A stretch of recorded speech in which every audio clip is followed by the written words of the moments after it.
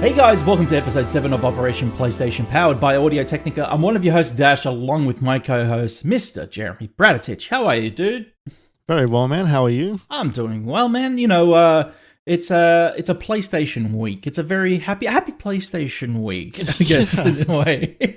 I feel like for the first time since I've joined the show, we have like a real we will have a real chunk of PlayStation news very soon. Exactly, yeah. We really have been in a lull period since you jumped on, and but we're finally getting a state of play this week, which we will be talking about today as well. And you know, obviously it's more or less exciting to talk about PlayStation this week because like the rumors are swirling and everything else, and the potential of what titles Sony might announce this week at their state of play, which is this Friday for those listeners here in Australia, Friday 6 a.m.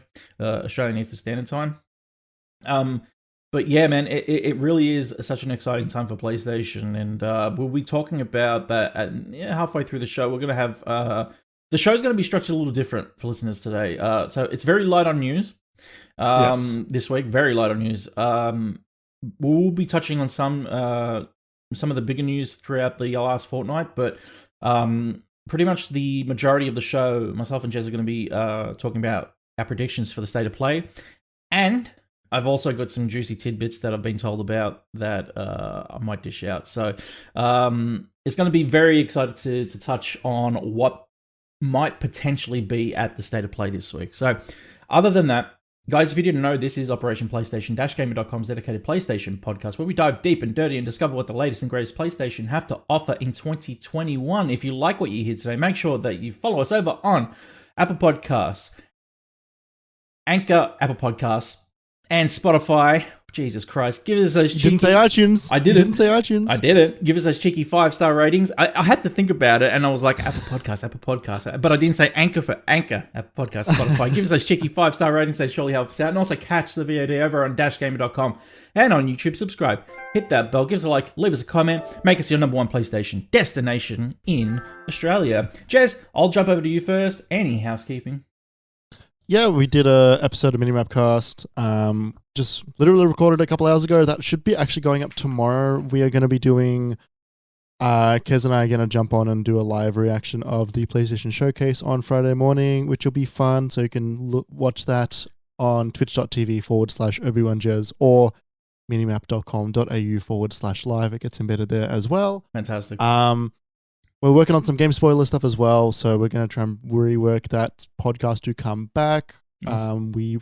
Kez and I might do a 12 minutes episode is the one we're looking at doing, as well as Outer Wilds and Deathloop are the ones that are going to be coming up on the horizon. We are predicting, planning, wanting to do. Those are going to be the ones that we're going to be working out. So yeah, awesome, no problem. That sounds really good. Yeah, no. Well, I'll be watching you guys. I'll be alongside you guys watching 6 a.m. with a coffee in my hand, just laughing along at what could be potentially great or disastrous.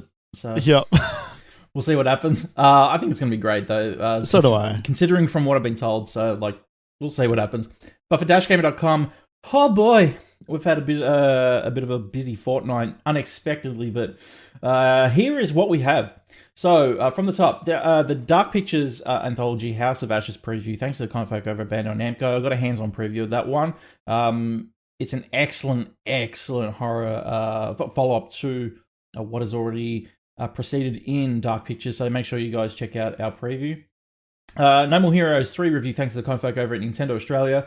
Ghost of Tsushima Director's Cut review thanks to the kind folk over at PlayStation Australia. The Xbox Show Episode 4 is now out with Tom and Diana of Attack on Geek. It is live on both dashgamer.com and on Attack on Geek. Make sure you check that out. Park Beyond preview thanks to the kind folk over at Bandai Namco. I got an early look at it. It was a very interesting presentation, that's for sure, and it's by the same developers as Tropico 6, so it very much has a Tropico vibe to it, but also more like a theme park builder vibe to it. So, cool. Right, yeah, okay. Make sure you guys check that one out. Super Nintendo Entertainment System is celebrating its 30th anniversary. Well, it's in the realm of it between its Japan release to the Australian release, which is next year, but we're right in the midst of it, so I thought it would be appropriate to start celebrating it with the Super Nintendo 30th top 5 games which is out right now. So make sure you guys check that out. Greek Memories of Azure. Thanks to kind folk over at 5-Star, reviewed that one. Excellent game. Rogue Legacy 2 review from Ewan Hosey, who returns from a little bit of a hiatus. Psychonauts 2 review, thanks to kind folk over at Xbox. And 12 Minutes review, thanks to kind folk over at Xbox. And look out tomorrow morning for our review. Tomorrow morning, not as a recording this, as this goes live. Thursday morning, Tales of Arise review, thanks to kind folk over at Bandai Namco. I've been playing that. Excellent game. Not sure if I'm breaking embargo saying it, but who cares? Operation PlayStation Plus will have an extra... So Operation PlayStation will have a Plus episode this Saturday covering the state of play. So make sure you guys are subscribed and ready, because we'll have a follow-up to our predictions and our potential spoilers that we will probably see what comes up today out of fruition on the state of play. It'll be an interesting show. I'm very hyped for it. I think it's going to be awesome. Yeah, me too. Yeah, it's going to be excellent, man. So, let's not waste any time, Jez. We're going to jump right into the news. Okay, Jez, the first bit of news that comes by way of Robert Ramsey over at Push Square says, Horizon Forbidden West release date set for February 2022 on PS5 and PS4. Forbidden out of 2021, he says. He says, Horizon Forbidden West got a surprise development update during Gamescom opening live 2021. While we didn't get to see any new footage, developer Guerrilla Games confirmed what we've all been thinking. The game won't make it out this year after all. However, we did get a defined release date. A defined release date, yeah, well, it's a definitive release date. Horizon Forbidden West launches on both PlayStation 5 and PlayStation 4 on February 18th, 2022. Sony says that pre-orders will go live in just over a week, starting from the 2nd of September. So, for those that were unaware, they obviously came out with a couple of collector's editions. JB Hi-Fi actually ended up getting the bigger exclusive out of like EB Games, and usually EB is one, to land the bigger exclusives, but there you go. So anybody who was lucky to get them, congratulations. I mean, was not me. It was not me either, but I wasn't intending to. $400 for a collector's edition is too much. Is way too much. So I was like, I can live without it. I got the original, which is, if anything, just as rare. Because I looked at the collector's edition of Horizon Forbidden West, and I was like, nice statue. Why the hell is Aloy smaller than an amiibo? Real little, right? It reminds me of like the Totaku. I was prepared earlier. The little, like these ones, but this one is like a good size. For like a figure. Like this is like a genuinely good size for a figure. It's a little bit taller than most amiibos. Yeah. The Aloy that comes in these collector's editions, it's tiny, and I was looking at it, I'm like, I don't think that I want it, because the main attraction of any video game, honestly, is the protagonist, and to have a statue without a detail, like to have a figurine, if anything, that's not detailed within this collector's edition. I mean, the enemy boss monster elephant thing that they've got in there that you ride, it's cool. It's like. But it's nothing that I want. So I was in the boat where I had got paid about 4 hours prior to that getting like shown off. Yeah. And I was like, hey, I got money to burn, when I don't actually have that money to burn. And so I'm glad I didn't do it. But like, I was in that space. Yeah. But it's not for anything. It's just, if you're going to do a collector's edition, I mean, the protagonist, especially Aloy, is the attraction here. Like, no offense, but this, compared to what I have on my shelf, that like the really nice collector's edition Aloy that, everybody kind of tripped over themselves to get. And I was fortunate that I got it within time, that, scalpers weren't like, let's hike the price on these by like $500. I was able to get my hands on one a couple of months after launch. For just a little less, actually, because obviously, it's a new game, whatever. But now that everybody wants one, it's gonna hike that price. But this, as good as it looks, it's just not that appealing. So, cool to anyone who got their hands on it. don't be an arsehole. Don't scalp the game. Just bloody keep it with you. Don't scalp. Don't scalp people. We've got enough of that these days. So seriously. But I want to make an interesting point on this one. Yeah. No physical copy of the game in the collector's edition. Yeah. Is this the way of the future? So as you have worked in games retail, I have also worked in games retail. I did start to notice this towards the end of my tenure. Yeah. Working in games retail. I don't like it. I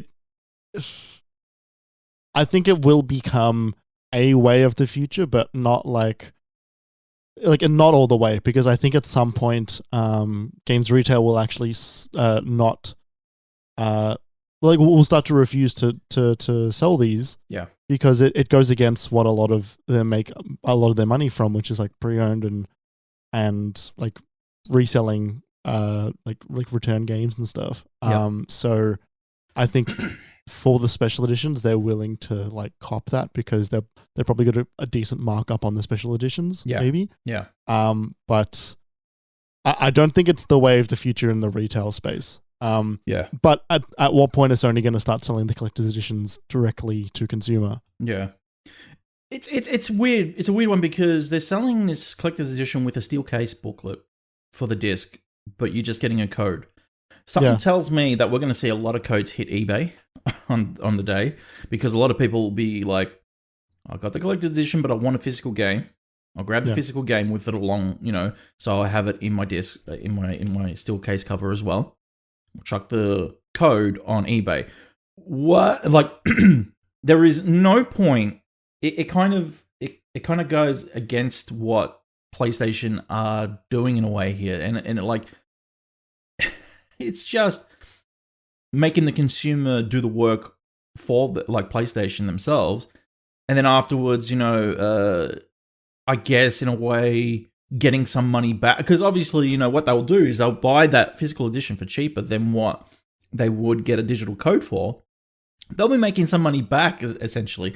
So not only will these people that buy collector's edition could potentially scalp, they could make money off Sony by buying that physical edition, adding it, and saying, don't worry, there's no code in this, but I'm reselling it to you brand new with the disc. I think what it's also doing is, like, companies like Sony would love an all-digital future. They would love to be able to stop having to do disc manufacturing, and would also love to be able to like cut out the like retail market, because it's just an added cost. For all the marketing that goes along with that stuff, and all of the work that it takes to actually get a game to store, like it's a lot of work. And so I do wonder if they would want to set a precedent by saying, okay, all our collector's editions are no longer going to come with discs, so that they can eventually start to say, well, we're just going to do away with discs. I don't think that's going to happen soon, but it will happen eventually. And that way they can, which we will get to, that they can charge $10 every time they want to upgrade their console. They can, sell you another version of the game on the console that they want you to, like another version of the same game you already own on your new console. Yeah. And just control their games in every way. Yeah. Let's segue. Perfect segue to this one. So this one comes by way from Sammy Barker over Push Square, who says, Sony will make you pay extra to upgrade Horizon Forbidden West from PS4 to PS5. Now, this is the original part of the article before we head into the next. There's a connecting article here as well. So the original part of the article says, the obscene nickel and diming from PlayStation continues after last month's dismally disappointing premium-priced Ghost of Tsushima port. Despite insinuating last year that Horizon Forbidden West will offer a free PS4 to PS5 upgrade, Sony's announced that, quote, dual entitlement, end quote, will be reserved to the more expensive digital deluxe collectors or Regala editions. That's the one from JB, Regala edition, yeah. And not the standard or special editions. If this was EA, the publisher would be dragged through the dirt for this. We went back to the platform holders' PS blog post from last year where it announced the PS4 versions of Marvel, Spider-Man, Miles Morales, Sackboy, A Big Adventure, and Horizon Forbidden West. Here's what it said. So this is from last year when they announced these titles coming to PlayStation 5. Quote, the PS4 digital editions of the launch games include a free upgrade on both PS5 consoles, while the PS4 disc version of these games include a free upgrade on PS5 with Ultra HD Blu-ray disc drive, end quote. So the launch games language is the launch games part of it is the get out of jail free card here. In an equally bizarre move, the expensive collectors and Regala editions come with steelbook cases with no disc inside. That's right, the manufacturer notes that a download code for the game will be supplied via voucher in the box. Yeah, so we covered that part. So before we jump in, let's just pretend for a second that there was no follow-up here. Sure. What are your quick thoughts? Far out, man. just like there wasn't enough of this during the Ghost of Tsushima release. Come on, no upgrade path. Like, what are you doing over there? It's a home run. It's a home run. You do the thing that other people have done that worked. Your PlayStation. Yeah. This is one of the worst, like, in terms of public relations, I'd be sitting there and going, who the fuck is making that decision? Like, it's such an own goal. Yeah. This is a Jim Ryan move. There is no doubt in my mind that bloke sat there and said, how am I going to make more money off this? How am I going to get my Christmas bonus? You know? It just screams right now of capitalism. And we know... Yeah, it's nickel and diming, like Robert Ramsey said at the beginning of the article. It's just like trying to get every cent out of everybody at all times. How could you, like, coming off the back of Ghost of Tsushima, Director's Cut, and the poor reception, mind you, that it got charging. Like, yes, the game was critically acclaimed for being gorgeous once again, but it was poorly received because PlayStation were making people pay $49 for an upgrade for a game, almost full price for a game, like a full price tag for a game that we've already played on previous hardware. Yeah, sure, it was PlayStation 4 hardware, and this is an upgrade to PlayStation 5, yada, yada, yada. But the point is here, $50 for an upgrade, for a graphical upgrade, is abysmal. Abysmal. $10 you could have gotten away with. $20, stretching it. $50 for DLC content that's like minimum 3 hours long, maximum 5, and a graphical upgrade.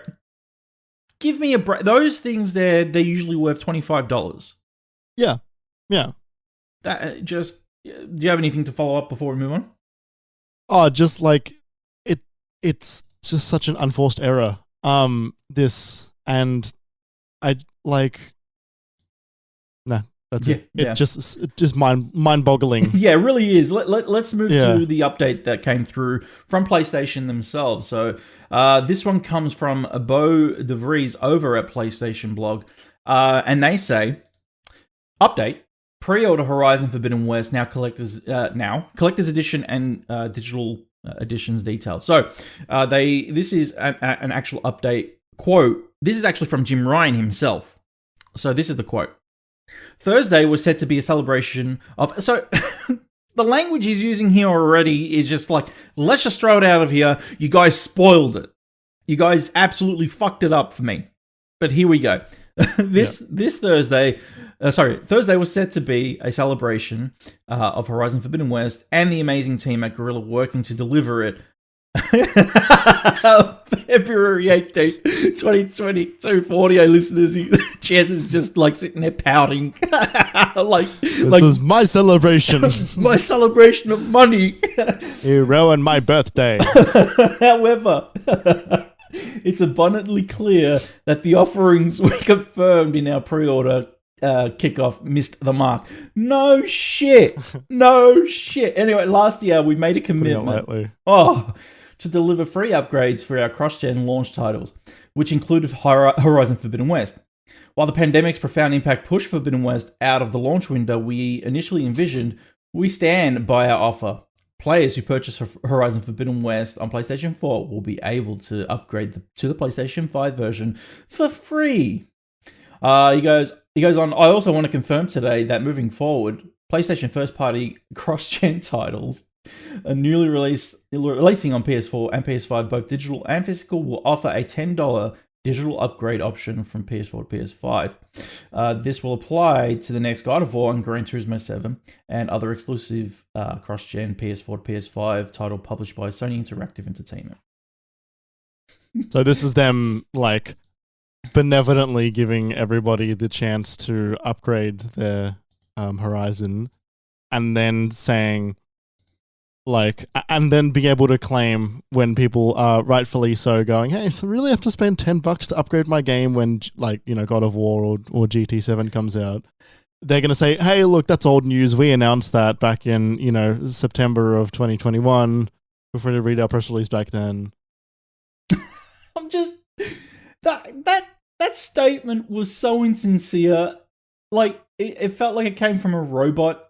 Begrudgingly typing. Yeah, he really was. You could feel it. You could feel the anger in that you could feel just the, you're right. You could feel the benevolence in that statement. You could feel just the hatred coming out from Jim Ryan in that statement, like money. And to follow it up with, hey, okay, fine, we'll let you have Horizon for free, but I'm telling you now, when God of War and Gran Turismo 7 hit, you're going to pay for it. And it's like, we didn't need to know that now, Jim. Thanks for your statement. Thank you for apologizing that you were, quote, off the mark. Let's be honest here, though.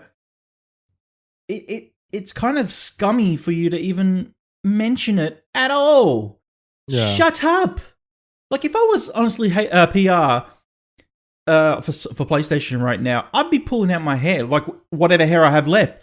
Because seriously, it's I just sit there and I'll read this statement and I'm like, I would be like, Jim, what the fuck, man? You can't be like berating our audience, basically reprimanding them, or essentially saying this was supposed to be a celebration this Thursday and you guys ruined it. It really felt like that. It felt like he was telling us off. Yeah. Yeah. Mm-hmm. I'm at a loss. Yeah, it's like, and especially as well, like, we sometimes will forget because we're lucky enough to have a PS5. There are folks who don't, and so they are buying a PS4 game, which they're not going to be able to play the PS5 version of that game. Yeah. When they can eventually get their, you know, stock levels are still like invisible at the moment. Yeah. They're still incredibly hard to find, and you know, imagine being lucky enough to actually get one like right after Horizon comes out. It goes, oh well, like let me go and buy my let me go and test out my new console with this Horizon game, which looks amazing. Yeah, let me throw it in there. Oh, I can't upgrade. I have to buy the game again, and you know, and then going, okay, well, like going forward, you're still gonna have to pay the $10. It's not like out of every company, they can afford to be one of the ones that to not do that. Like, this is the only place you have to do that. It's really showing his ignorance. It really is. He's neglectful, honestly, as a leader. He's neglectful as someone who doesn't give a shit about gamers, in a way. He comes out on these State of Play's like, oh, we're for the gamers and everything. Yeah, all right. But hold on a second. You just almost charged us full price for a game that came out last year. And now you want to charge us again for what? The same game, the same experience without load times. Big shit. Yeah. It's the fact that now you're being negligent, ignorant, you're being a massive dick about it. And then I look over at Xbox and they're like, hey, did you pay $10 for Game Pass? Guess what? You also get the upgrade day one for free on Game Pass, by the way, guys. Game Pass. And it's like, I just spent $120 on Horizon Forbidden West and you guys aren't offering a free upgrade? Get stuffed. Yeah. And it's going to become, you know, like they've said, the $10 upgrade is going to apply to games like the next God of War and GT7. When God of War comes out, if you buy it on PS4 and then you want to play the PS5 version, and you pay that $10, you could also look at Game Pass and say, well, for $5 more, I could have all of these games, or I can have a better version of the game that I already bought. Yeah. It's it's mismanagement. Two different games. It's just two different games. There's mismanagement in marketing, and it's obvious. There is mismanagement happening all over the joint right now, and it's starting to show. This is on PlayStation 3 levels of mismanagement. This is the kind of thing that allows them... Yes, actually. Like, this is the kind of thing that will allow them to go into the next generation of consoles, the PS6 or whatever, no longer being, like, the industry frontrunner. It'll be Xbox. It'll be Xbox, because they're just making all the right moves. And, you know, like, there's that thing about forever flipping in between, like, one or the other, because one necessarily have a lot of goodwill and the other one washes it away because they realize they can make even more money. And it's a cycle. But it starts to expose the greedy people within this industry. Yeah. And it's like, it still feels like it's so easy to not do that. It just requires, the heads of the companies to not make as much money, but still make it an extraordinary amount. Like, don't get me wrong, I understand that Jim Ryan has his superiors to answer to, and I also understand that in Sony, like within Sony, PlayStation are the frontrunners that are making money. Like, they're bringing the bread home for Sony at the moment. Not Absolutely. TVs.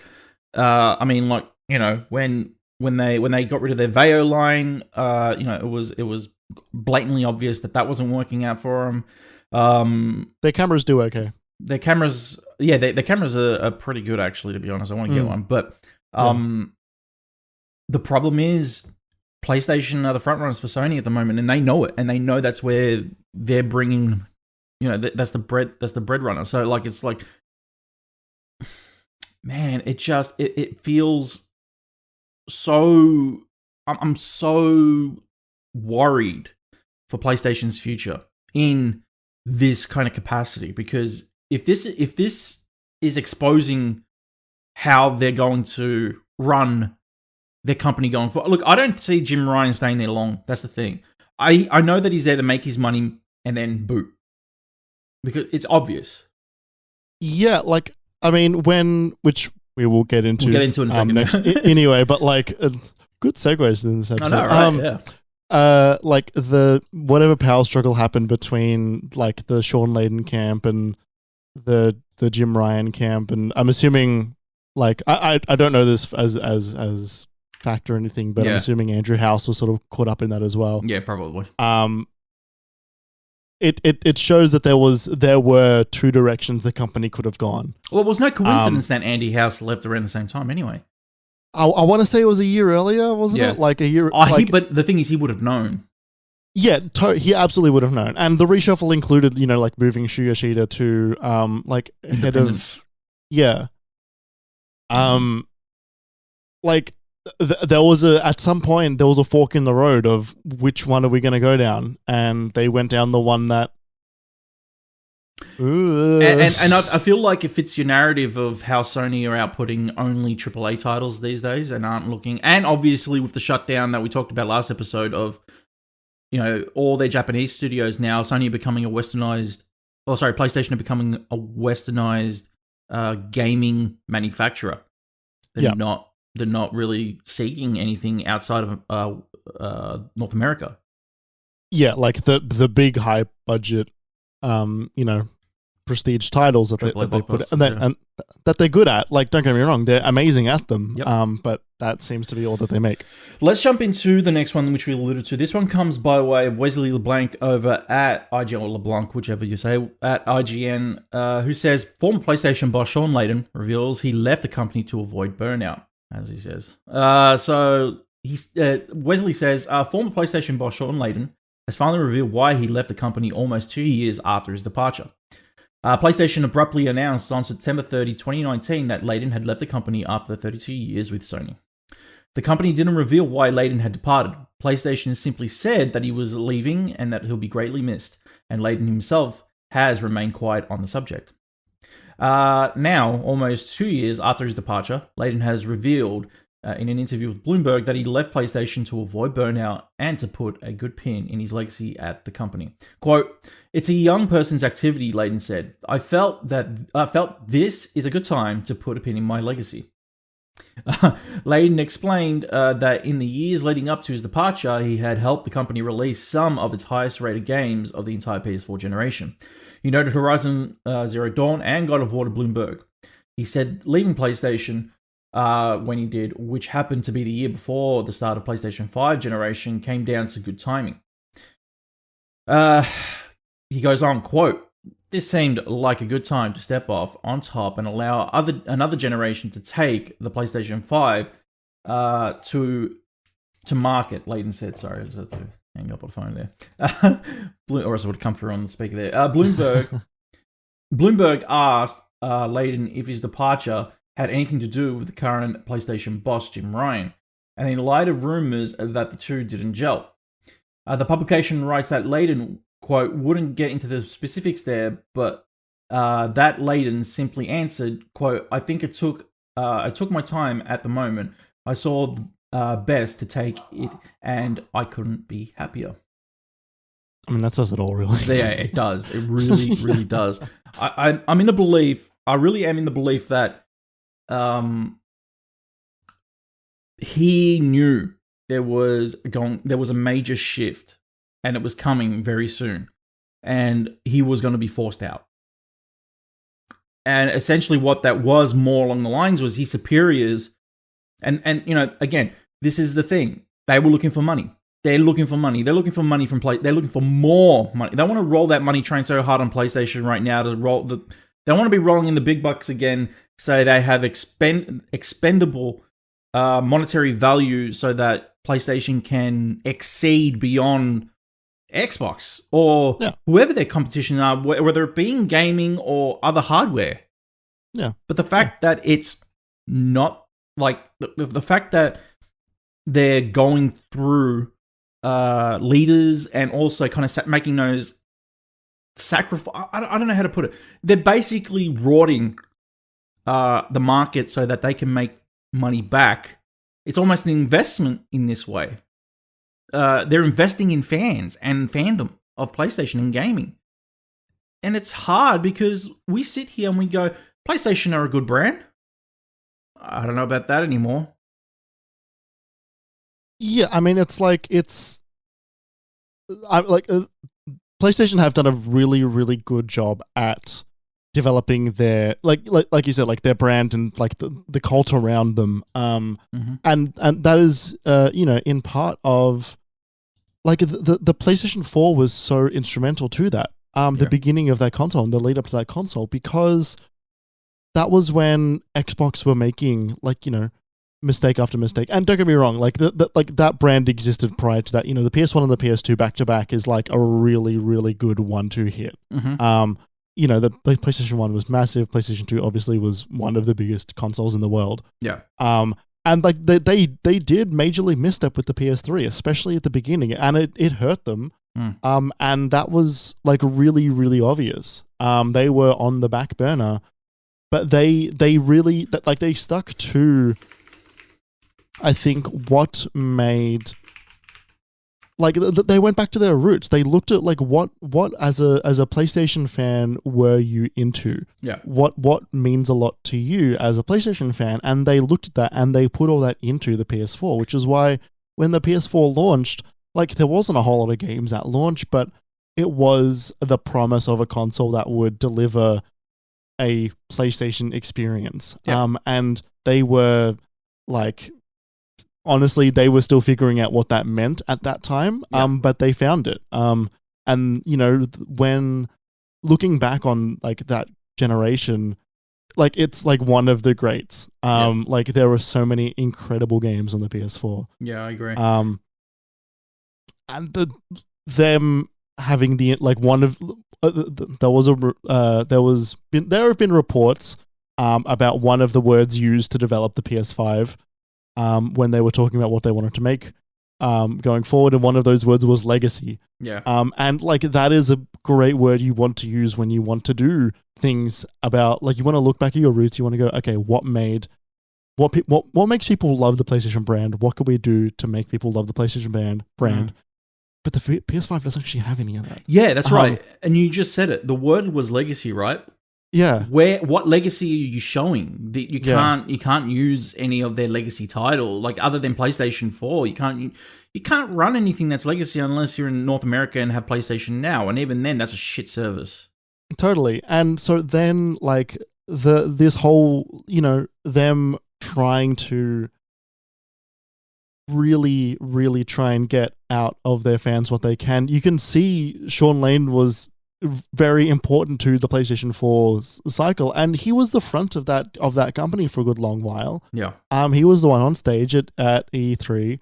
He was the one that was doing interviews, talking to developers, talking to the press, and really making that that call to the fans, saying like, "Hey, like, we are PlayStation, and we know we are PlayStation. Like, come and be PlayStation with us." Yeah. And like, I don't get any of that from Ryan. Yeah, no. You get none of that from Jim Ryan. And it's just corporate to be fair, spin. he's not trying to be. Like, he's not on stage going, "Hey, it's Uncle Jim Ryan. I'm here to schmooze you over. No. Look, I've got a but that's a thing. Blasto shirt under my blazer, right? Like, none of that. No, but that's the thing. Like what you were saying, Blasto. What you're saying is on the money because they don't want it anymore. That is what I believe. PlayStation. It doesn't matter. Yeah, Sony have put Jim Ryan into this position because they knew what they were getting. They wanted the stoic, robotic nature, the delivery of a corporate yes man. They wanted yes man, at least. They wanted somebody who was going to make it clear, I'm not your friend. I'm a business guy. I'm running a business here. Forget about that. I'm only going to tell you that I love games for the sake of appeasing you in some regard. So you got to smile when you sit there and shut the fuck up and watch our state of play. And they don't have to make that call to fans anymore because they have everybody. Thanks to Shawn Layden. Yeah, we both know it is more than just one person. It is not just Shawn Layden, but he was instrumental to a lot of that stuff, at least from the outside. Yeah, and that Andy, obviously, Andy Howes, Adam Boyes, Shuhei Yoshida, yeah, like all of those folk. They we don't see them anymore. And 3 out of those 4 have left. Yeah. So, like, you look at that company and they don't have to do those call to fans anymore because I've spoken to people who have said that they want to buy a PS5 and they don't actually know what games they want to buy on it. And that's just because it is, 1, it's in really high demand, and 2, because it's a new shiny thing and it's been a hot minute since people have gone out and done that. And it's exciting to get new hardware, and that's fine. Yeah. But they know that they still have a gigantic amount of demand for this product that no one can get, and they can just sit on that. Exactly. They can do nothing and sit on that for a long while. Yeah. So it really is. We're in a really weird time with PlayStation where they seriously need to kind of. I don't know if reevaluate is the word, but I feel like reevaluation is something that they could contemplate at least when putting out a statement that says, guys, guess what? Horizon Forbidden West, fuck you. You're going to pay the whole price again. It's just like, okay, fair enough, Mr. Jim Ryan, that we get to pay $10 on top of what we already paid for the PlayStation 4 version of, God of War and Gran Turismo, but understand that now wasn't the time to tell us that. Understand that now was the time to roll back, appease your audience, and not turn around and say, I'm going to be a greedy mongrel here and just tell you that, hey, $10 on top. Yeah, like there is a... Like, stop raising the barrier to entry to your products. Yeah, it wasn't appropriate. No, definitely not. We're going to move on to the next one. This one comes by way of Shannon over at Press Start, who says, Alan Wake Remastered looks to be coming later this year. He goes on, Alan Wake Remastered was first rumored when it leaked on the Epic Games Store database earlier this year, but we now have more information about the game courtesy of a Taiwanese retailer. According to the listing, the upgraded version of the game will release on October 5th for PS4, PS5, Xbox One, and Xbox Series X, and well, I guess S in a way, yeah. So there is a couple of tweets here from Wario64. The Final Fantasy VII Remake listing found on Epic Game Store backend, as well as an Alan Wake remastered. So we knew that like Final Fantasy Remastered was going to eventually end up on PC anyway. But yep. And Alan Wake has been rumored for a very, very long time. Yes. And obviously, you know, Remedy have had full intention to do a remake of the title for quite a while. Yeah. Are you excited about this one at all? Yes. Because I think that Remedy make really interesting things. And Alan Wake, so I've only played a very small amount of Alan Wake, but I've watched a lot of it because when that game came out, I was a baby and I was too scared. I think it's neat, and I think it's the kind of project that they could do something really, really cool with. And like they obviously, you know, revisited with like in whatever capacity they did with that Control DLC. I think it's a good sized project for them to take another swing at and really, really get like something decent out of it. Do you think that if Control never made it out, we wouldn't be seeing an Alan Wake? Yes, I think that's correct. Yeah. It really did kind of push it. It really helped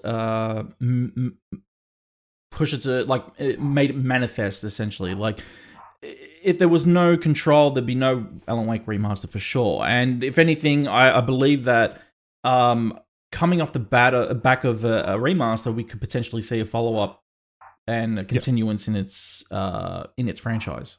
This is absolutely what that is. Yeah. This is such a, like, for anyone who is not familiar with Alan Wake in the past, yeah, we got this for you.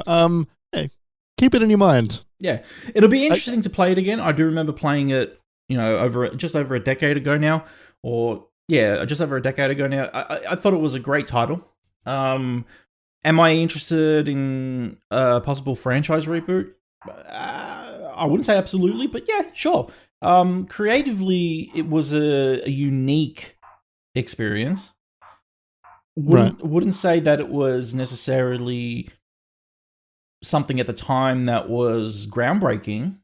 It did hold a legacy strong enough to have fans want it come back, and also definitely have it involved within Control, because I could have seen Control continue its own legacy or franchise or whatever, but Alan Wake, I can dig it. So. Yeah, I think, I agree. Yeah. Final news tidbit. Yes, we're ending news early so we can get into our predictions. This one comes by way of Liam Croft over at Push Square, who says, Cyberpunk 2077, dev cast out. I can't believe I'm reading this. Cyberpunk 2077 dev cast out over PS5 version launching this year. Why am I still reading about Cyberpunk? This game, like, let me just. Cyberpunk 2077 developer CD Projekt Red has cast some doubt over whether it can still release the native PlayStation 5 version of its latest RPG this year. Since the original release on PS4, a better version for current gen consoles has always been targeting a launch at some point in the second half of 2021. However, speaking as part of the company's H1 2021 results call reported by VGC, Mikhail Nowakowski, I believe that's how you say it, I could be wrong, explained that while the team is still aiming to launch the PS5 version this year, the production schedule could easily change. He said, quote, the target is to release the next-gen version of Cyberpunk 2077 late this year.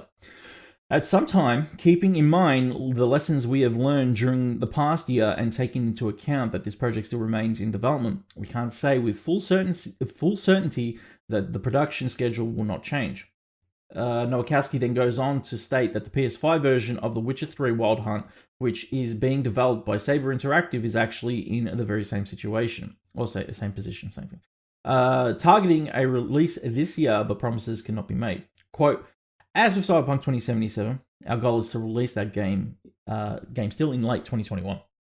However, similarly, the development process is ongoing and we cannot be absolutely dead certain that the release schedule will not change, end quote. Of course, COVID-19 continues to impact the development of games as studios work from home. Okay, all right, look. I will give the bloke a little bit of praise here because he said the right thing, which is we stuffed up when we launched the first round of Cyberpunk. We've learned our lesson.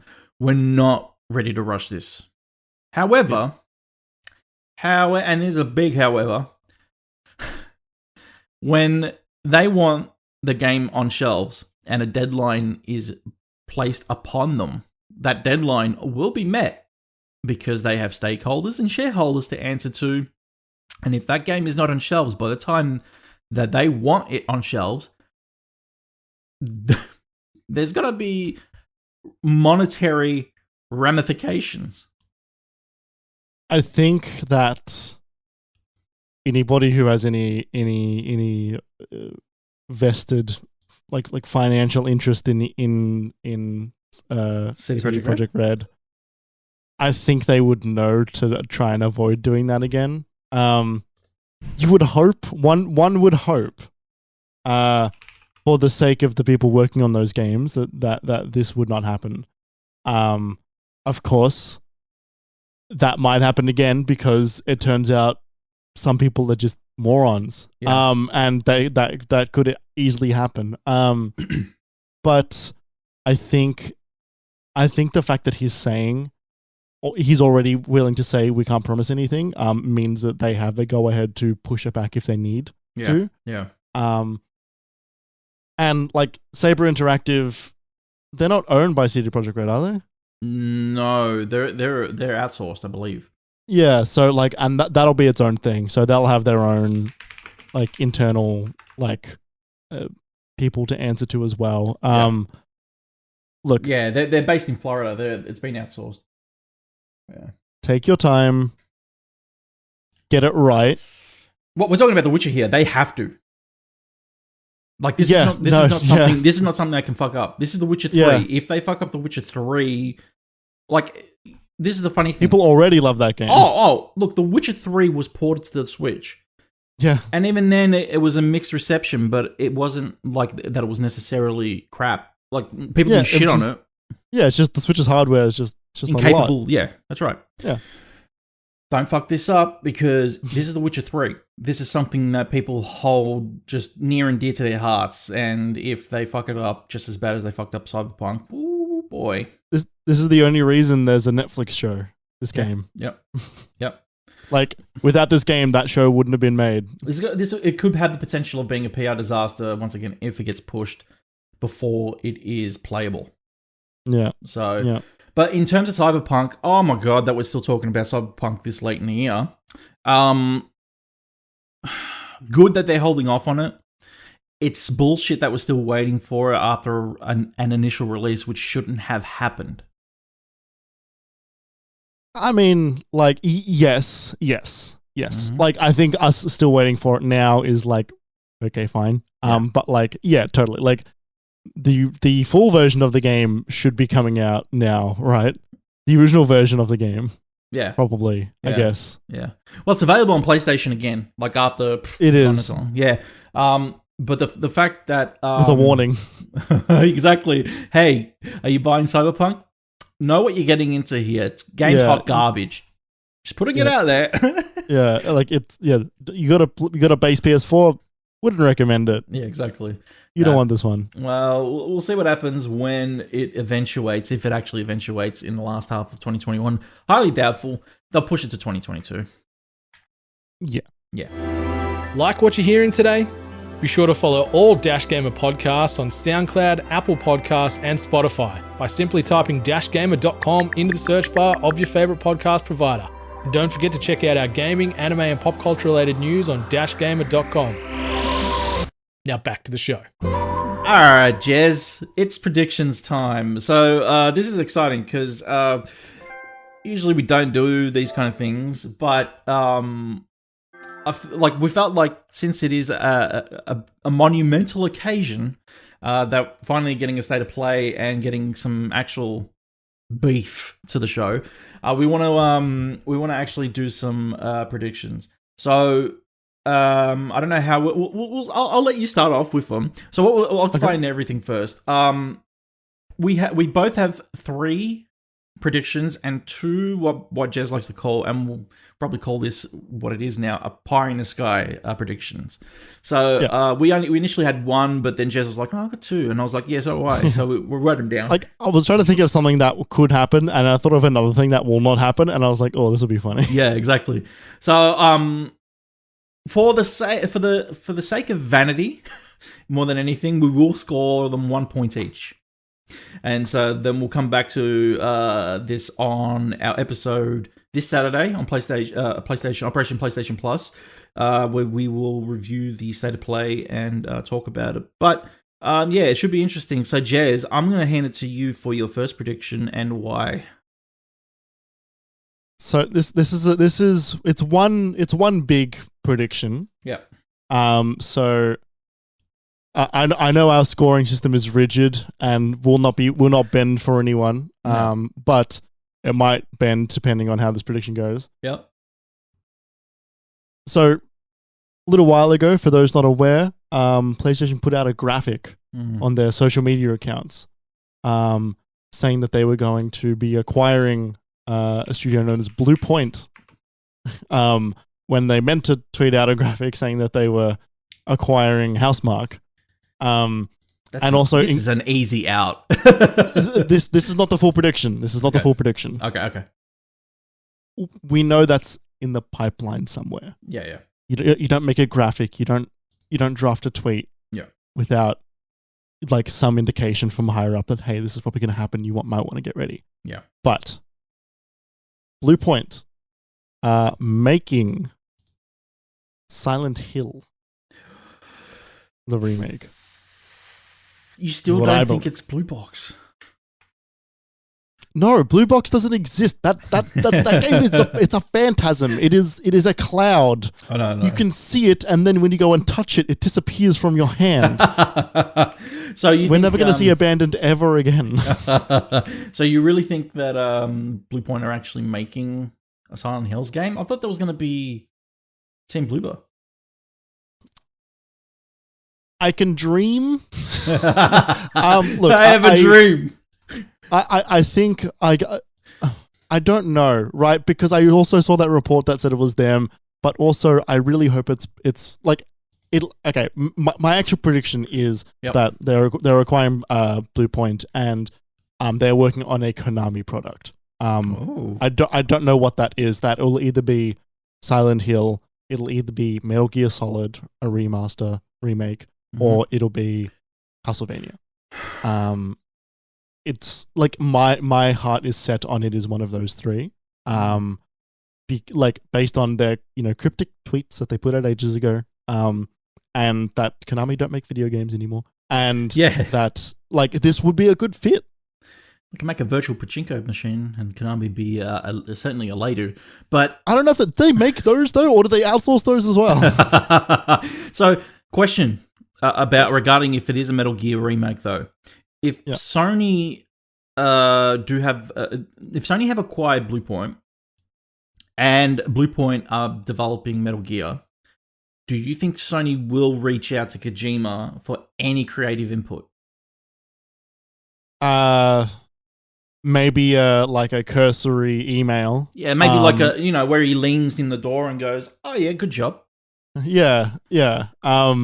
I don't think he's gonna have any active development with it because he's too busy doing his other stuff. And I think personally, I think he would have that door closed as well. That being said, he did make that weird like Metal Gear part of that trailer from the Death Stranding director's cut. So I actually don't know. Yeah, but I don't think it alludes to.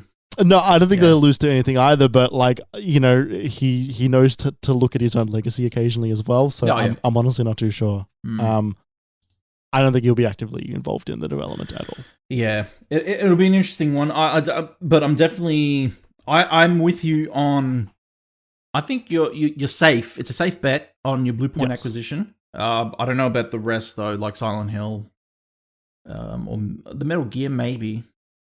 So but okay, so we know that they're going to acquire Bluepoint at some point, but I feel like they wouldn't announce it in the PlayStation Showcase without something to follow with it. Yeah, something to go along with it, right? Like, would they? No, it would have been a tweet, like they when they acquired whatchamacallit. I'm lost here. Bloody Housemarque, yeah. So are you saying that they are only either going to tweet it or they're going to, like, do you think we see Bluepoint at all? Yes. Okay. Will they have a game to show off with this? Yeah. What is it? You could be right. You could be right. So okay. I'll move on to my first one. Yes. And this one is a safe bet.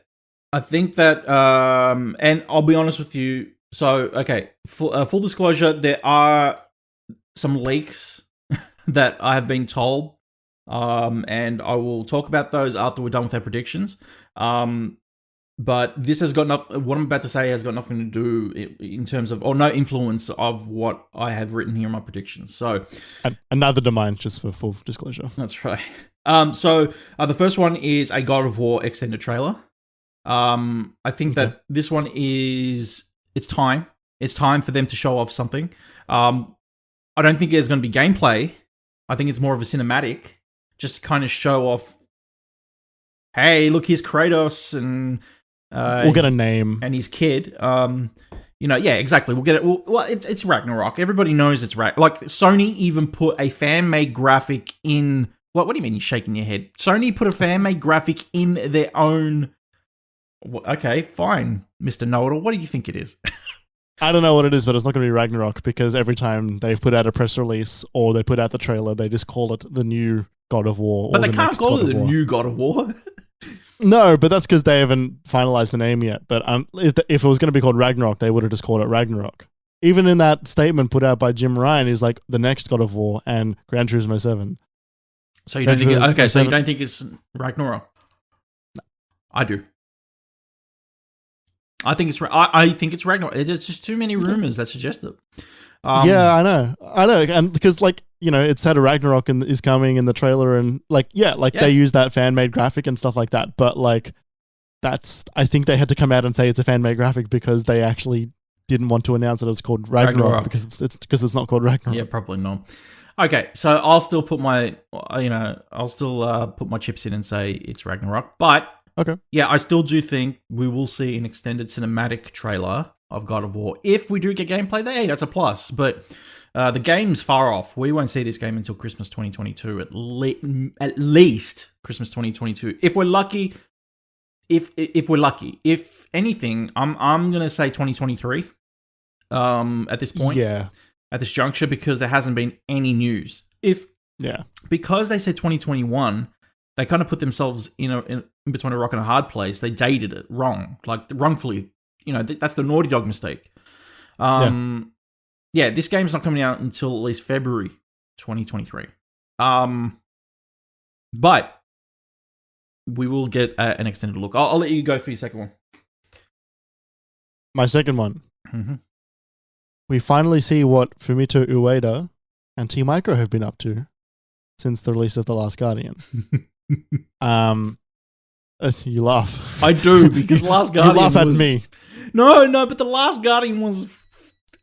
Yeah, go on. Say it. It was fucking atrocious. No, go on, just go on. Hey. you dare. You blaspheme. He and his team, when Last Guardian came out, he did an interview. I do not remember for the life of me who or where it was. That was a while ago when that game came out. Just as worse as vaporware. Yeah, he said, one of the questions the interviewer asked him was, "What are you going to do now?" And the first thing he said is, "I'm going to have a break." Yeah, sure. Yeah, because he's been working on Last Guardian for something like 8 or 10 years or something. But then he said he wants to try something new. I don't think he wants to go back to the Shadow of the Colossus universe. And I don't think we're going to see this, but he weirdly expressed interest in developing a first-person shooter. Okay, fair enough. So I have no idea what he's going to do next, but I'm very, very curious to see what it will be. If it is I hope and pray that he gets his button mappings accordingly right, because the fact that a triangle button was a jump button in The Last Guardian, abysmal. Just abysmal. What the hell? Shadow of the Colossus had the same thing. Yeah, that's right. It did. Yeah, and that game is perfect. That is the best game ever made. Oh my god. Not the remake. The remake had options to go back to the old control scheme. It did. Yeah, it did. Yeah. But I do hope that I do wish the best, but look, The Last Guardian was nothing to write home about, honestly. It was Oh, I love that game. Dude, it was overhyped. Like, really, honestly, everybody was asking where it was, and when it finally launched and when it landed, people were like, we waited over a decade for this. Duke Nukem Forever transpired before this game actually, launched. Yeah, but that game is objectively bad. Whereas The Last Guardian is only bad to most people. Not to me. not to me. I love that game with my whole heart, and I think about that game frequently, and I have the book and I have the vinyl. Okay, all right. I will admit there are aesthetics that are perfect in that game. Absolutely, music beautiful, graphical fidelity gorgeous, gameplay, animation, no, What? no. What? Okay, some animation beautiful, some jank as fuck. That's physics-based animation. Game sucks. Anyway, another safe bet. We're gonna get another Horizon trailer. They're doubling down on Horizon right now, and there is no way that they wouldn't come to this state of play without any more Horizon to throw at us. Like and this is the one where I say, stop showing us Horizon. We don't want to see any more of it. But it's gonna happen. This is the one that makes this is the stop showing me bullshit prediction. And this is the one. So there's definitely going to be more Horizon. At least I feel that they're going to give us another extended look, as if we didn't see enough from the whole Horizon state of play earlier on, but they want to sell more copies of the game. So yeah, and this will be like a big story trailer, and we'll learn characters' names and stuff in this trailer, correct, right? Like this will be a really in-depth one. Yeah, I'll hand it off to you for the next one. Final Fantasy 16. I reckon we might see it. I reckon we'll get some form of an update on like how it's looking. We might get a release window. 2022. You sure this is not a put your pie in the sky, mate? Because I tell you something, that game's not coming out for another 5 years. I reckon it will, only because Nomura is not involved in any form, and the people that are in charge of that game actually know how to release a game. Yeah, that's true. So I have more faith that this game actually coming out in the state that it currently is in. So I if you think mine a pie in the sky, you wait till my actual pie in the sky. My God. I don't look. Sean Layden's going to come back and take control. Good. Now, look, that's actually cool. If this is real, I'm excited. I liked Final Fantasy 15. I know that it had a mixed reception. Some people weren't like, "Oh, this is real like Final Fantasy." Yeah, it didn't. But you guys are all used to Final Fantasy 14, and it's free. It's free to play until level whatever the fuck. Yeah, level 60, Heavensward, and yeah. Buy the shirt. But it's this is for me, like when Final Fantasy 15 came out, it was a homecoming because I was ready to just be like, I've had enough of this MMO bullshit. Stop it. I don't want it. They better not do it for Final Fantasy 15. Final Fantasy 16 looks fantastic. They should cancel whatever the fuck Team Ninja are working on because that's just abysmal. And focus on 16 and get it out on time. So, yeah, I mean, I'm excited. So, that is a good prediction. I like that. Like, I'm not saying we're going to get any announcement on a release date or anything. I think we'll see some more. I praise your disregard for throwing caution to the wind, sir, and just going guns blazing into these predictions. And you're going to walk away empty-handed. Probably. No, I still believe but the Blue Point one's actually on point. So it wouldn't be a state of play without a little bit of disappointment. I got another safe bet, really Okay. a really big one, which is The Last of Us Part 2 will get a PS5 upgrade. And they'll announce it here: frame rate, graphics. It'll be DualSense haptic feedback upgrade to it. We'll get the whole shebanger.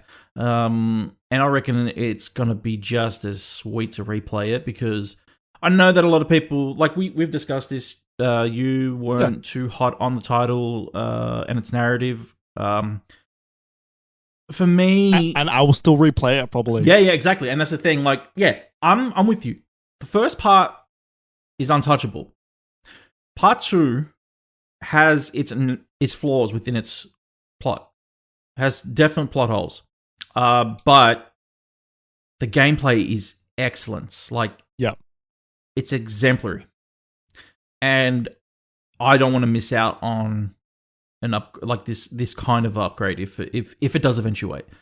But I believe that The Last of Us Part 2 will get the PS5 treatment.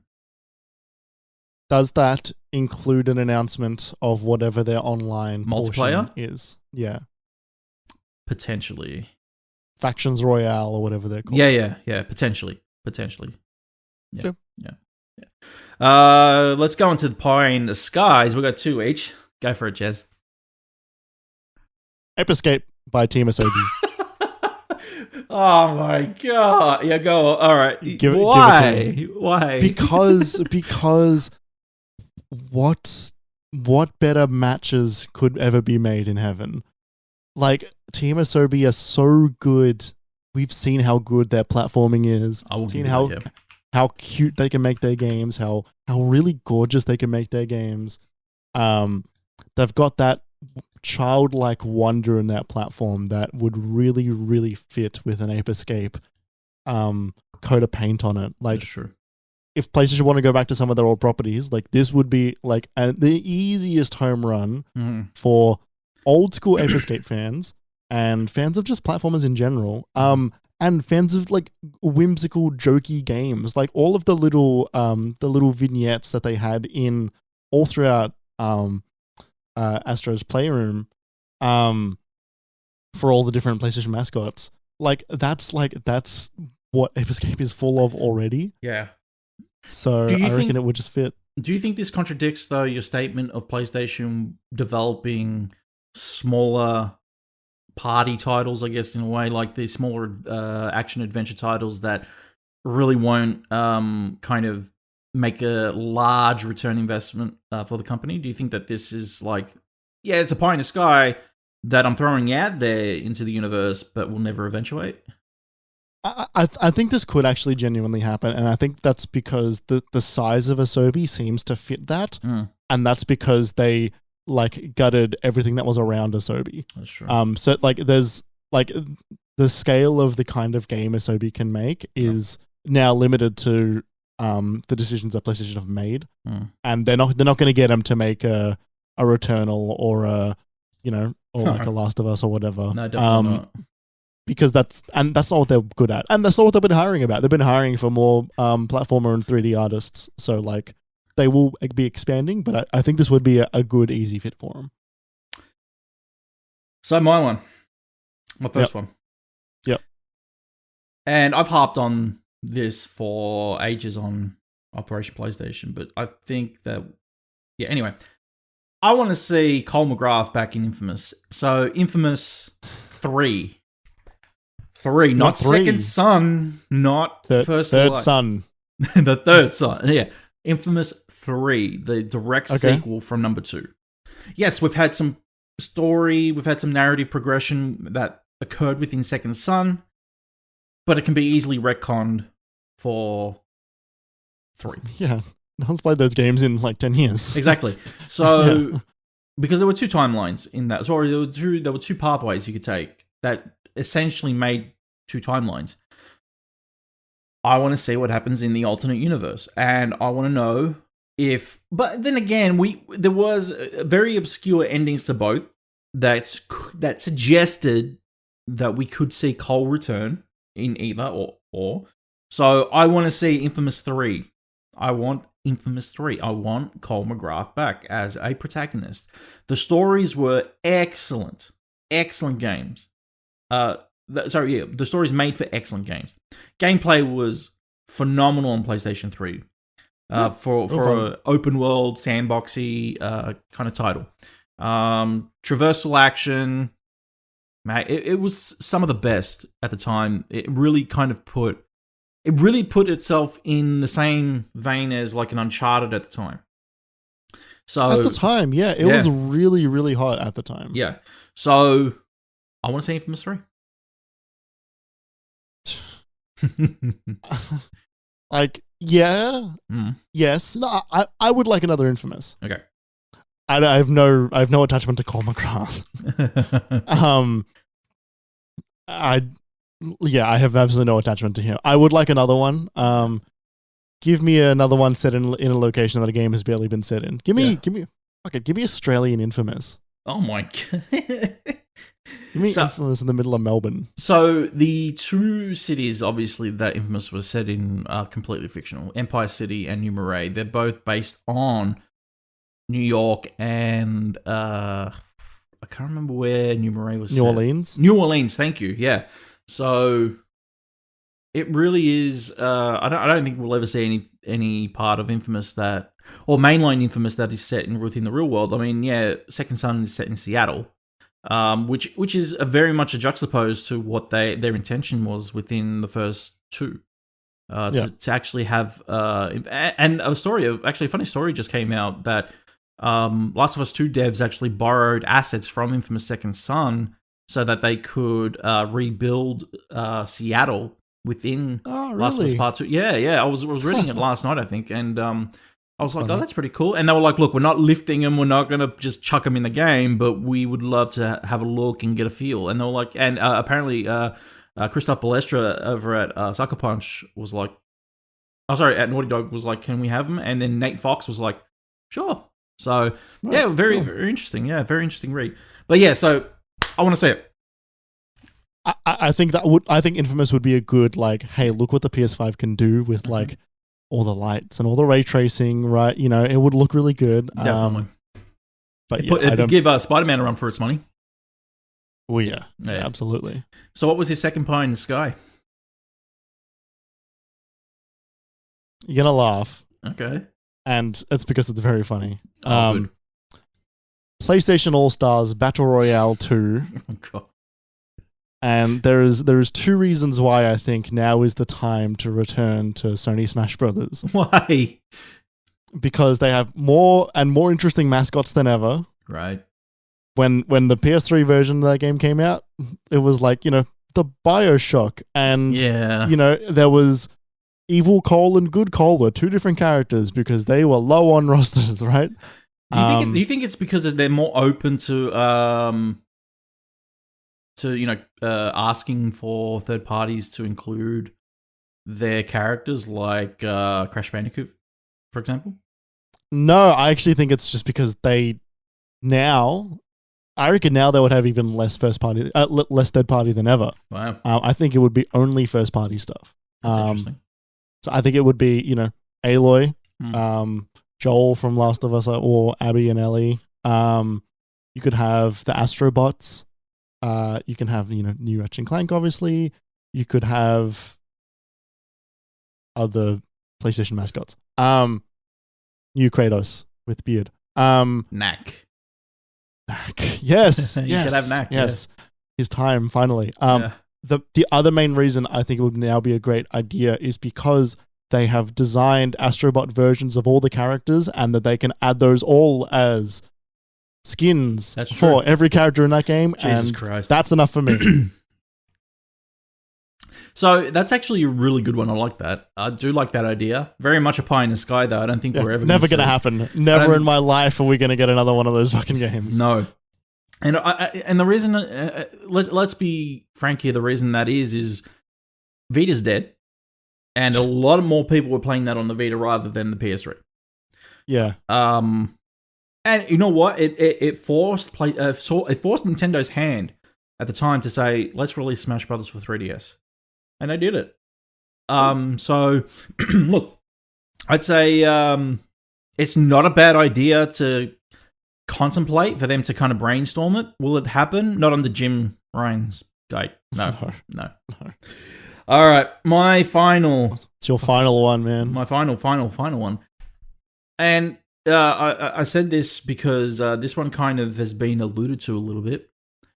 Twisted Metal. Yeah. So the reason I say that is because, so a couple of months back, Jaffe was on Colin Moriarty's podcast and brought it up. And basically said, "Oh, I'd love to do another Twisted Metal." Then there were a few tweets that he put out that suggested that the guy was like, "Oh, just doing some silly drafts of games and stuff." I think it's Twisted Metal. And I know it's a pie in the sky, but Jaffe's also poison, though. No one wants to touch him. Nobody wants to work with him at the moment. No, that's a. It is a far-fetched one, but that's a pie on the moon, my friend. Look, I am not against the bloke making games. Because Twisted Metal has a legacy within PlayStation. I am more or less against him working with people. Because he doesn't know how to. Yeah. He's socially inept. Just putting it out there. Have a look at his Twitter. It's just like a nightmare of like bad opinions. Yeah, right wing shit that just should stay in the bin. Like it's one of those things now where I sit here and go, do I really want to see Twisted Metal back? I don't know. I'm not against it. I'm not for it.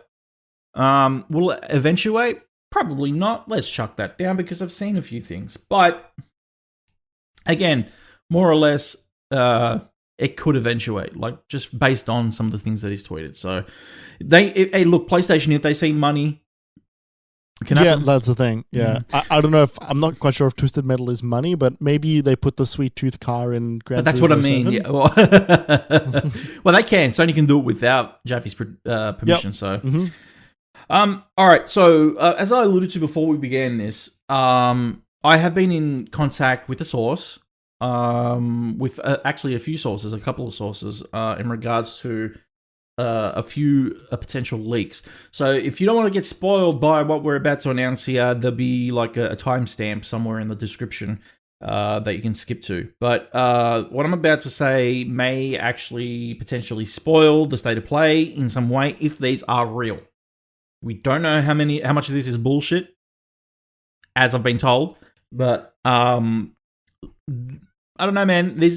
Some of these, I know I discussed them with you as well, whether these were going to eventuate or not, and we were both like, there's some pessimism here.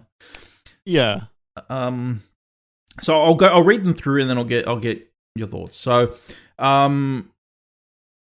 full disclosure, once again, I am good friends with Nick Baker of Xbox Era, co-founder of Xbox Era, and I had a discussion with him earlier this week. In regards to what could eventuate at the state of play.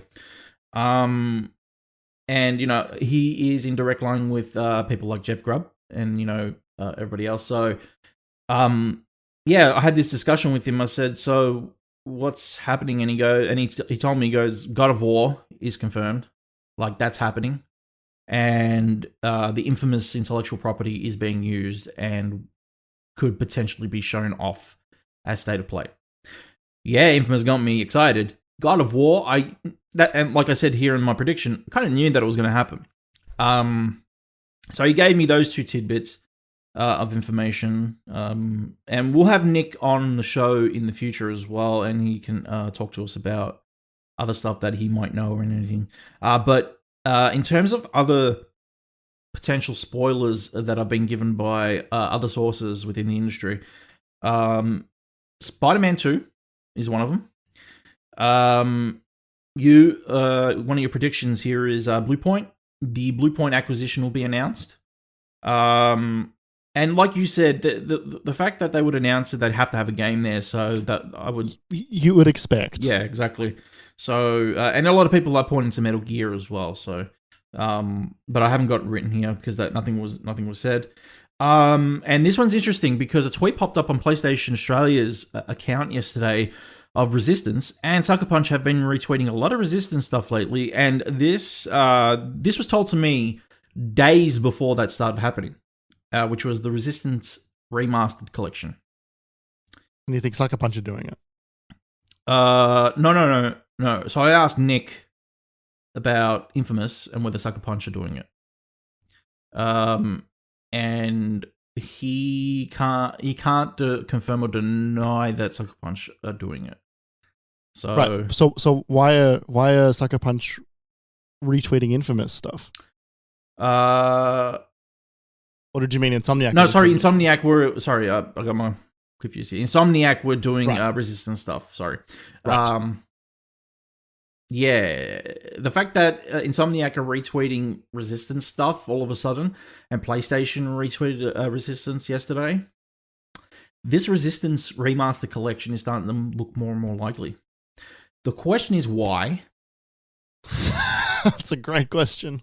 Because, look, Resistance was great then.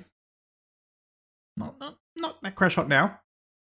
Yeah, they're not loved games. No. I would sooner point to... I wouldn't say not loved, I'd say not renowned. Yeah, sure. Yeah.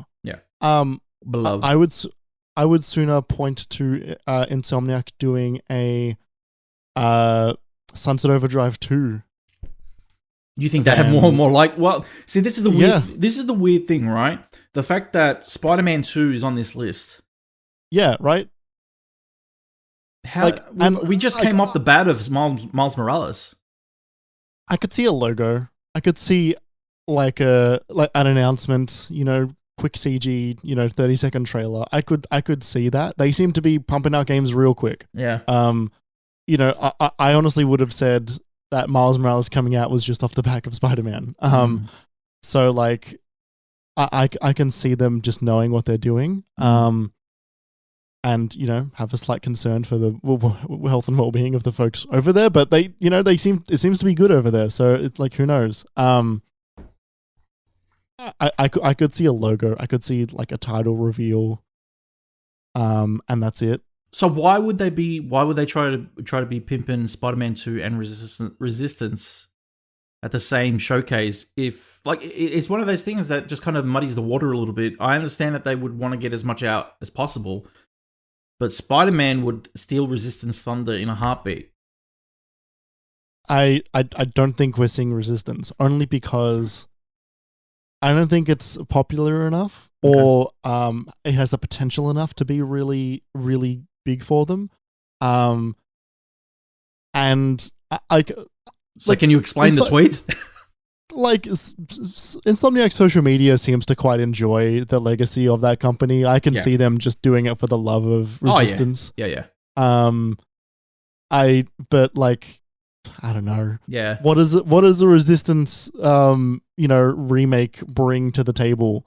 Like the future of Resistance 4? Like, do people want that? I don't care. Yeah.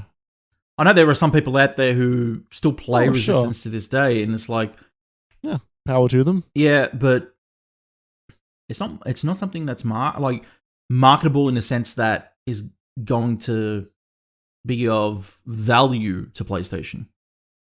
Like, they would sooner do Killzone than Resistance, right? Like, that one was a much bigger hit for them. And that's dead. Yeah. Can't go to the website anymore. Yeah. I don't know. So, look, honestly, when I was told much of this, I was already kind of like, God of War's happening for sure. Yeah. Infamous is...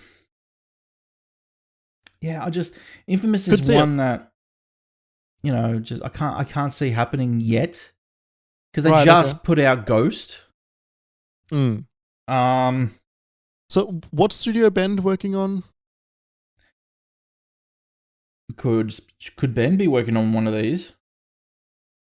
I could see Bend doing an Infamous collection or a I mean, like, so is the rumor that they're working on that Last of Us remake? So, Yes. Is that what they're working on, or is that a Naughty Dog thing? I think that's still Naughty Dog. I don't remember. I always get mixed up because I know that they're doing Sony San Diego. Uncharted? No, Sony San Diego. Well, no, wait. There's a San Diego studio, an unnamed San Diego studio under PlayStation right now that's newly formed. It's a secret one that is apparently working on Uncharted. Yeah, right. So they haven't named it or anything. But the thing is, oh man, see, Ben could definitely be working on Infamous. But the thing is, they might not be working on a brand new Infamous. They might be working on a remaster for 1 and 2. Yeah, maybe. Would it be a remake? I like, soft reboot. I'd be excited regardless because I like Infamous. So, is there any? Sorry, I'd be down for it. Is there anything out of this that you kind of go, wow, that's actually it got me excited, or?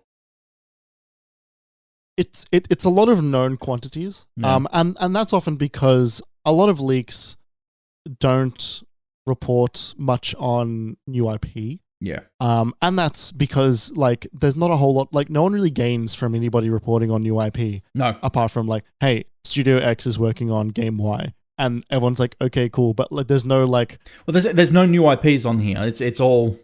Sure, totally, and more often than not, that's because that stuff doesn't always get leaked, but also like people are less likely to leak that stuff because all it does is sort of make a big deal about something that we don't actually know anything about. Yeah, it's like, hey, new IP is getting leaked. It's like, okay, cool. We don't know whether it's going to be hot trash or next like game of the year. That's exactly right. So, and there's no third party stuff like in any of those leaks as well, which there will be third party stuff there. Yeah, whether it's like I was thinking earlier, what third party stuff could they show, and like maybe like that Gollum game that's supposed to be coming out. Oh yeah, because Warner Brothers have got their DC stuff. Oh, soon, Gotham Knights is probably going to be there, isn't it? Well, like DC have got a showcase really soon, so I feel like it's going to be saved for that. Oh, good, because the game looks like hot trash. But yeah, please go on. Yeah. I'm not really into it either. So like maybe we'll see the Gollum game. I'm assuming we'll get another trailer for Kena. Yeah. And a couple of other random bits here and there from other like smaller studios. But yeah, it's a lot of known quantities, a lot of sequels or remakes of IP of old. I'm okay with that though. Like I am too, but I want to see like a really new take on something I've never seen. Like give me a big PlayStation flair of, give me the Horizon Zero Dawn reveal trailer. Like that was so exciting to see something brand new from a studio that I didn't expect to see something like that from. Turned out to be one of my favorite games of that year, right? That's like true. So give me something to look forward to, and don't give me any more Death Stranding. All right, Jez, it is time for the drop. Let's get into what PlayStation have for the next 2 weeks. Yeah, so day of recording, September 7th, we have Sonic Colors Ultimate on PlayStation 4, which, yes, and so we have Fist Forge in the Shadow Touch, PS4, PS5, September 7th as well.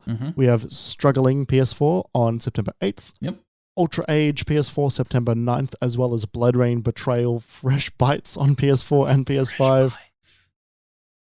Life is Strange True Colors, PS4, PS5, September 10th, as well as Tales of Arise on PS4 and PS5. You can catch the review of that game over at Press Start later in the week. Yeah, thanks.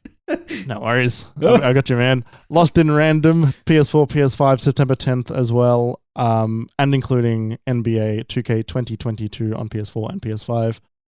Deathloop, September 14th.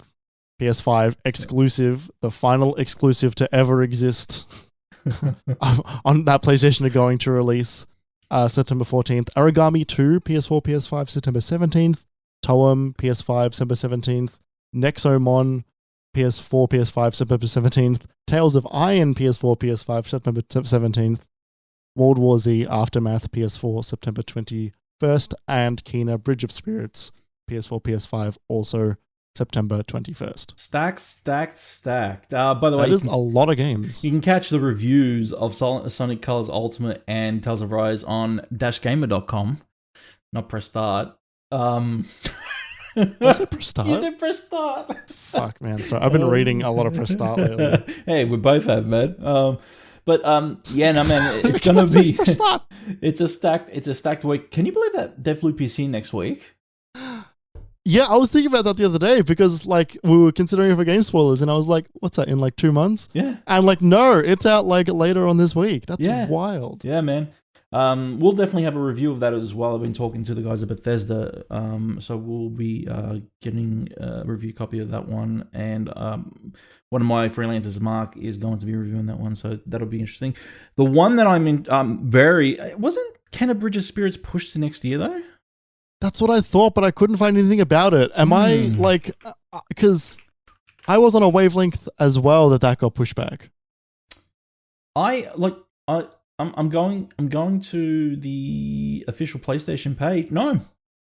Here it is. Pre-order, release date, 21st of September, 2021.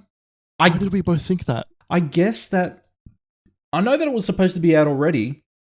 Yeah. The 24th of August is when it was supposed to be out. So maybe we were both... Like, we got our wires crossed here and probably thought of Horizon. Yeah.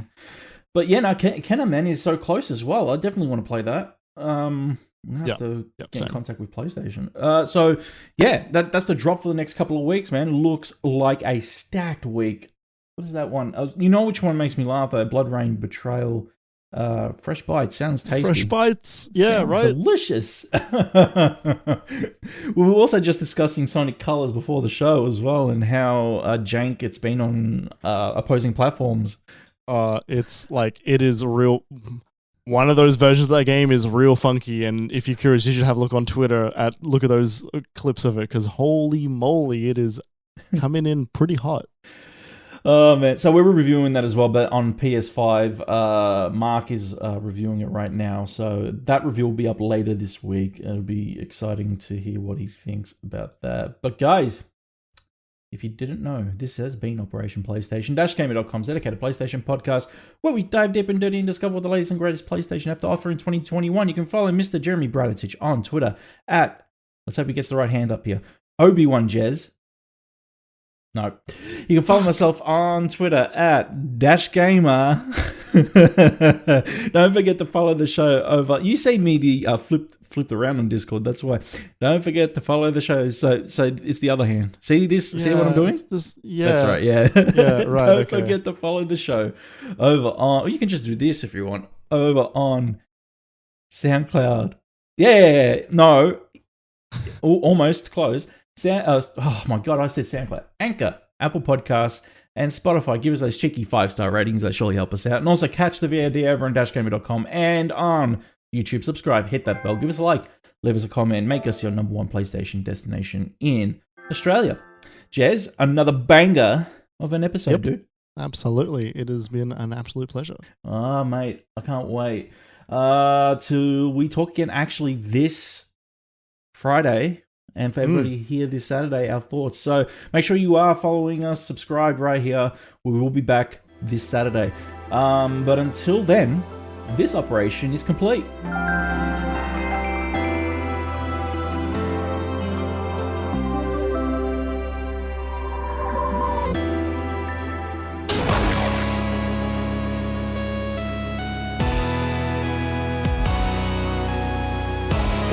-gamer.com